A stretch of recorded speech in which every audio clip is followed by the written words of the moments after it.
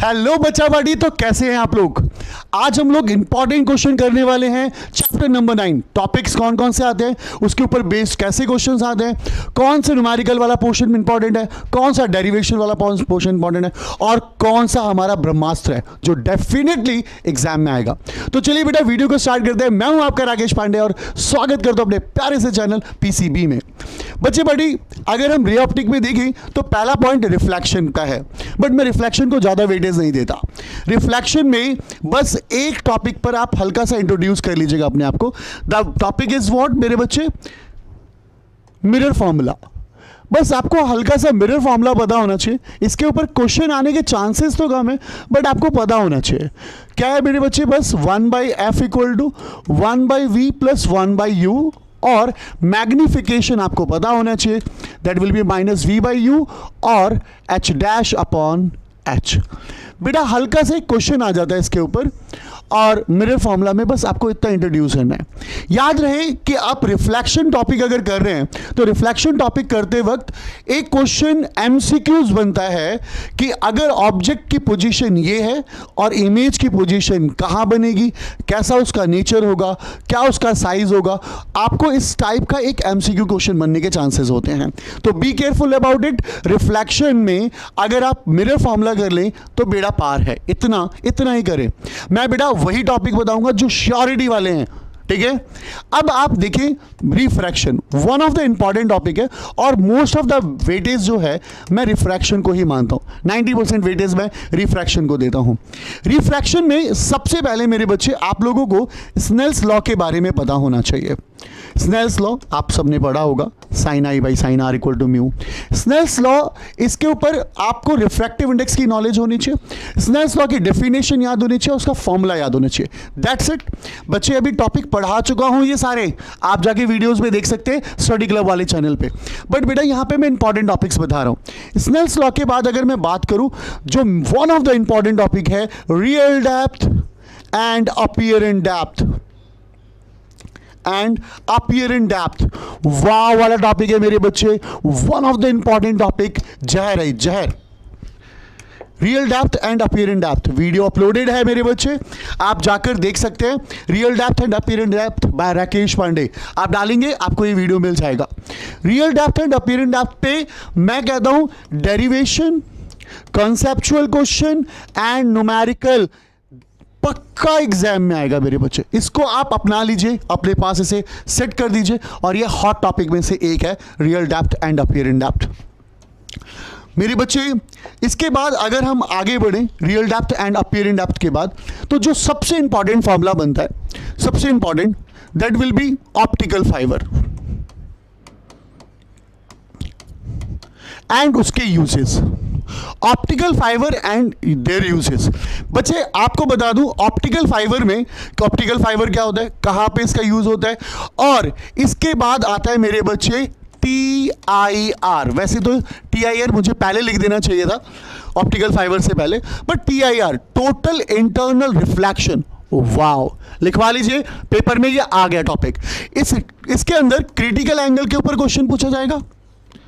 Again सारे topic uploaded हैं। Critical angle और रिफ्रैक्टिव इंडेक्स के बीच में रिलेशन पूछाएगा। मैं क्वेश्चन भी बता देता हूं, कहता है कि अगर एक ऑब्जेक्ट का रिफ्रैक्टिव इंडेक्स 1.33 है तो उसका क्रिटिकल एंगल क्या होगा, आईसी निकाल के दिखाइए।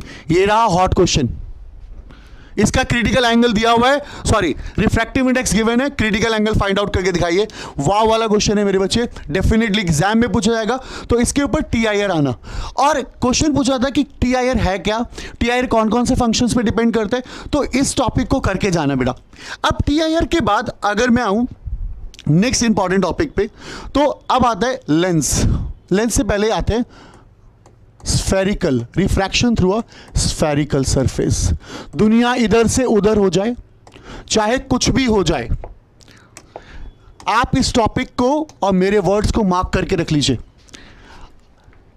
10 साल में कम से कम 8 बार आया हुआ टॉपिक है। वो बहुत ही बुरी किस्मत होती है कि ये क्वेश्चन आए, और ये भी 5 मार्क्स का इंपॉर्टेंट डेरिवेशन है मेरे बच्चे। इसके ऊपर डेरिवेशन एंड न्यूमेरिकल लिखवा लीजिए, इस साल ये पेपर में आ रहा है। बेटे मेरी डेरिवेशन स्फेरिकल सरफेसेस की आएगा।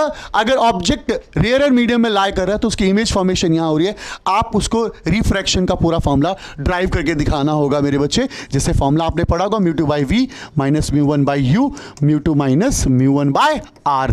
बेटा कतई जहर वाला फॉर्मूला ये, this is a important formula मेरे बच्चे, और न्यूमेरिकल पॉइंट ऑफ व्यू से भी बहुत इंपॉर्टेंट है।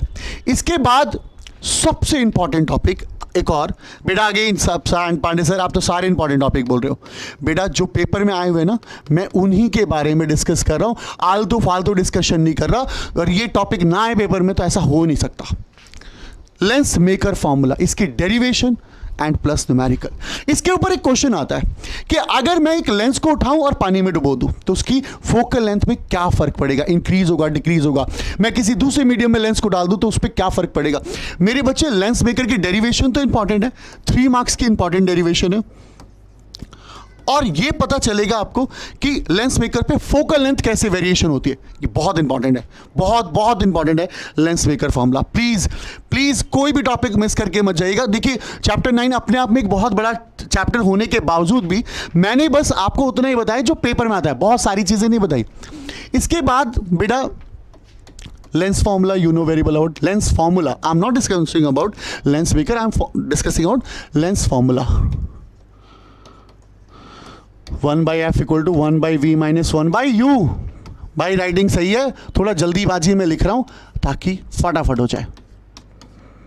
ओके क्लियर है मेरे बच्चे। लेंस फॉर्मूला पे न्यूमेरिकल आता है, मैं इसको ज़्यादा वेटेज नहीं देता, पर आपको लेंस फॉर्मूला पे एक आध न्यूमेरिकल लगा के देख लेना है, ये काम आ जाएगा। And wow, optical instruments, compound microscope, simple microscope and telescope. Compound microscope simple भी कर लीजिए क्योंकि कई बार एग्जाम में पूछ दिया गया, एंड टेलीस्कोप।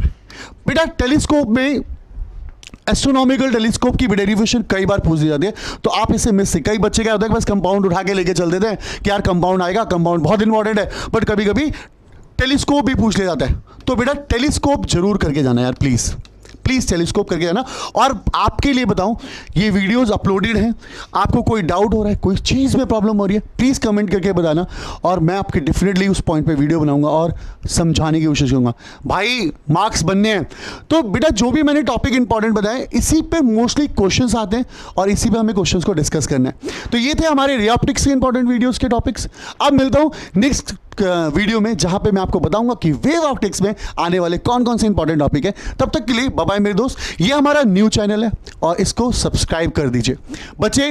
इस चैनल पे पूरी की पूरी वीडियोस अपलोड होंगी। एक्चुअली मेरे चैनल बनाने के पीछे बेसिक रीजन ये था ताकि हम यहाँ पे फिजिक्स और केमिस्ट्री की मेन सारी वीडियोस यहीं पे अपलोड करें ताकि मैशअप ना हो। ऐसा नहीं है कि स्टडी क्लब पे नहीं आएगा, बट फिर पीसीबी वाले चैनल पे भी ये वीडियोस अपलोडेड होंगी। मिलते हैं नेक्स्ट वीडियो में, बाय बाय मेरे दोस्त।